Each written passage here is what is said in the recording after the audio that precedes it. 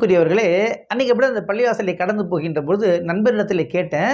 "பள்ளிவாசல்ல என்னங்க மேல லைட் எரியுது. மோதினார் வந்து லைட் ஆஃப் பண்ண மறந்துட்டாரா?" அப்படின்னு கேட்டேன். அப்போ அவருக்கு நண்பர் சொன்னாரு, "இல்ல, இல்ல மறக்கலாம் இல்ல. மேல வந்து மாணவர்கள் எக்ஸாமுக்கு படிச்சுக்கிட்டு இருக்கிறாங்க" அப்படிங்கனாரு. எனக்கு ஒரு பெரிய ஆச்சரியம். "என்ன சொல்றீங்க?" "ஆமா, அந்த பள்ளிய சுத்திலும் ஏழை குடியிருப்புகள் எல்லாரும் சேர்ந்து தான் பள்ளிவாசல கட்டுனாங்க.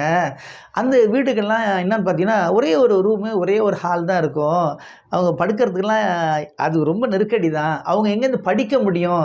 ஆக அந்த மாரி மாணவர்களுக்காக வந்து பள்ளிவாசலுடைய முதல் மாடிய நாங்க திறந்து வச்சுர்றோம்.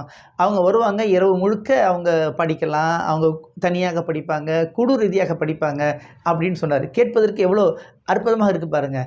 இந்த மாரி உங்க ஏரியால ஏதாவது ஒரு பள்ளிவாசல் இருக்குதா? இருந்தா நீங்க கமெண்ட் பாக்ஸ்ல போடுங்களேன். பள்ளிவாசலை சிறந்த முறையிலே பயன்படுத்தக்கூடிய நன்மக்களாக இறைவன் நம் அனைவரையும் ஆக்கி வைப்பானாக.